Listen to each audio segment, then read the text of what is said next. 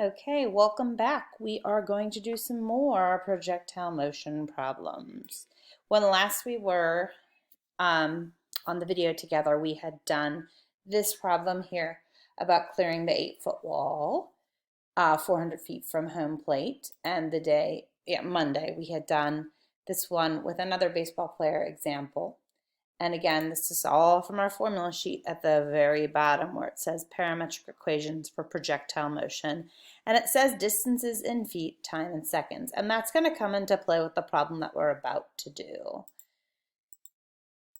Now, the last problems I asked you to do were these golfer problems. Number 3 says a golfer hits a ball with an initial velocity of 150 feet per second at an angle of 31 degrees with the horizontal. The very first thing they want us to do, again, as always, will be to write a set of parametric equations that model the path of the golf ball. So this says a set, which implies more than one, and the S here, which implies the plural that we need, the two, the X equals equation and the Y equals equation. So looking at our formula sheet, just like we have the past couple of days, we're simply just going to fill in our necessary items. Our initial velocity. We leave time as the variable. We also need to know theta. It's a beautiful theta. And we need to know our initial height. So I really love this problem because there's a lot of things you have to think about, which I know you guys are like, why? They're tricks. It's not tricks. It's just things we have to think about. So initial velocity, nice and labeled for us. It's 150 feet per second. Fantastic. That's going to come into play later because I already see a word that's going to throw me off down here. I'm not going to tell you what it is, but I do see it already. And then I need theta. That's not a beautiful theta. I apologize with my writing. Theta is 31 degrees. And now here's the very first thing we have to think about. This initial height. Now, in our last two problems, we did baseball. And when someone throws a baseball, they throw it toward your strike zone, which would be from your chest down to toward more so your knees or your mid-thigh. That is going to be above the ground, but golf is a different sport altogether. When you play golf, you hit it off a tee. Now the tee is basically in the ground, so here your initial height for golf is actually on the ground at 0. So this is a little interesting problem with that there. So sometimes your initial height is actually just 0. So now we have all the things we need to fill in to make this equation. So x is going to equal, remember it's going to be our initial velocity. Again, if we forget, we can go back to our formula sheet. Initial velocity cosine, because x is friends with cosine, theta times t. Let's go back and do that. So it's going to be 150 cosine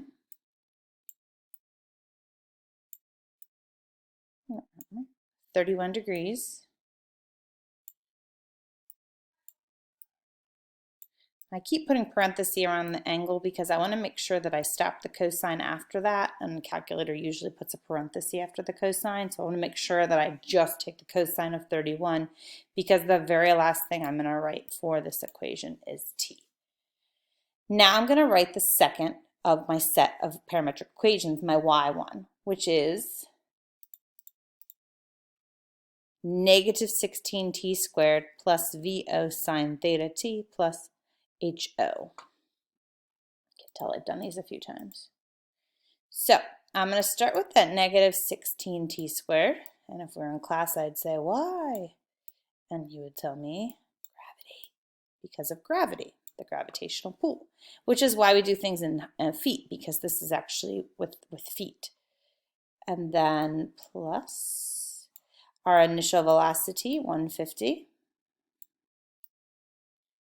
And now we're going to switch to the y trig function that it loves, sine. 31 degrees.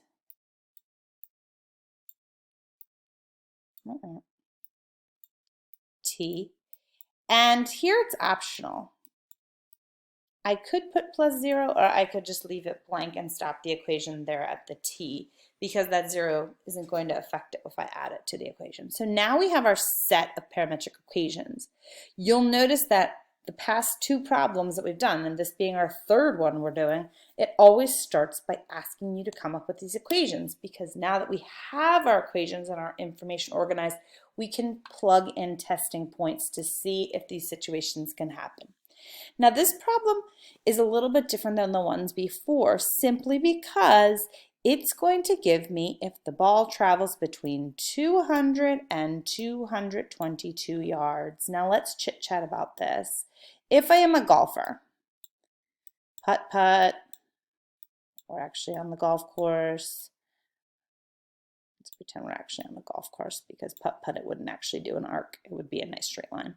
So if I'm going to swing my golf club and hit this golf ball, it's going to go up, up, up, up, up, up, up, up, up, and down. And if you do play golf, you want it to land on the green where the hole is, and the flag, and it's ready to go.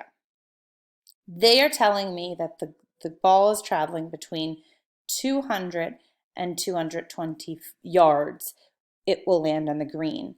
So the green is from here to here. Minimum, which is 200 yards, and maximum, which is 220. So I have a beginning and an end, if you will. So this, because it's in yards, that's our first, we got to talk about it, our second, we got to talk about it question. 150 was in feet. And if you remember, in 1 yard, there are 3 feet. So because I want to change this to feet, and because there's 3 feet in a yard, I need to multiply this by 3, and I need to multiply this by 3. This will convert it into feet. So 200 times 3 is 600. Ooh. And 220 times 3 is 660. Now, I can simply plug these in still for x, but because there's 2 of them, I'm going to have to plug them in twice.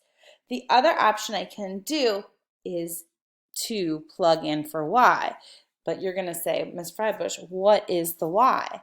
Well, let's chit chat. I started at 0, and if my ball lands, my y will be 0. So I want to know if y is 0. How many feet did I travel? Did I travel between 600 and 660 feet to let me know that I am on the green of the golf course hole? So if you want to continue your path before, you would simply just take 600 and plug it into our equation, my first equation, my simple one here. So 6, again, these are x's, so I'm plugging them in. 600 equals 150 cosine 31 degrees. Solve for my time. And then you'll do it again for 660.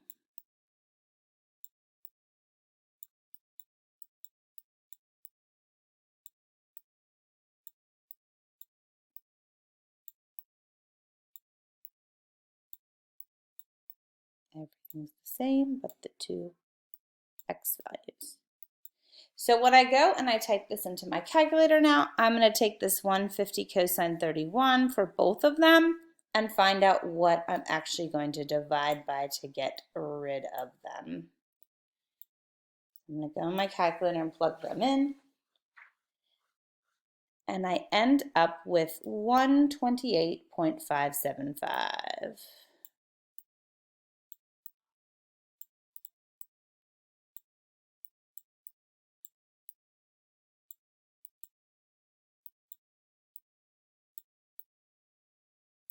And I'm going to do that to this guy here. Beautiful handwriting, Ms. Ravish, thank you. And I'm going to do that to this guy here, 128.575.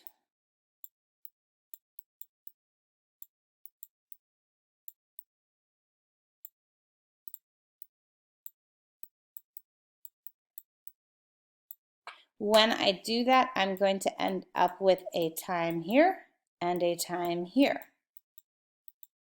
The first time I get is if it's going to travel this 600 feet, the first situation, it's going to take 4.667 seconds to get that. And then it's going to take 5.133 seconds to get the 660 feet. So now what I'm going to do is I'm going to plug each of them into the y equals equation and see what I get for the y value. If my y value at some point hits 0, the height that I'm trying to get, because that's when the ball will land, then I am making it to the green. So if between this time and this time y equals 0, will I get there? So I'm going to plug in this negative 16, and instead of t squared, I'm going to plug in this guy here, and so on and so on and so on. And I'm going to do that here again, squared, and so on and so on and so on. And I'm going to plug the new time in, and I'm going to fast forward a little bit because I only have a 15-minute time frame to explain. Here I'm going to get a y equals 12.058. And here I'm going to get y equals negative 25.009. And you're probably thinking, neither of those is 0. And I'm going to tell you, but between them, I had to go to 0. So here, when I kind of start and I go 4.67 seconds, I'm at height 12. Okay? And then as I continue my path, as I get to the 660, I would actually be below the ground, which means that in between that beginning and that ending, I hit the ground. So because I went from a positive value to a negative value, in between here, the golfer must have hit the green and it stopped because I went from up to down. And that can't happen. I mean, it's not going to pummel into the ground. It would need much more force. So yes, he does make the green. Okay, I am going to also post if a screenshot on Google Classroom had I plugged in for the y equation. This is just showing you how to plug in for the x equation. I would use this to model on how to do number 4 to see if you get the correct answer. And I'll also post you, if the ball goes over the tree, I'll tell you yes or no on Google Classroom. All right, guys, good luck with everything. If you have questions, again, continue to email me. The question that I'm going to ask on the Go Formative is more like number 1 and 2, but 3 and 4 are kind of questions that you can certainly look into. And I believe there's a 5th question as well. If not, I'm posting 2 more questions tomorrow to try before the formative. And I hope everybody is safe, and I will talk to you again soon.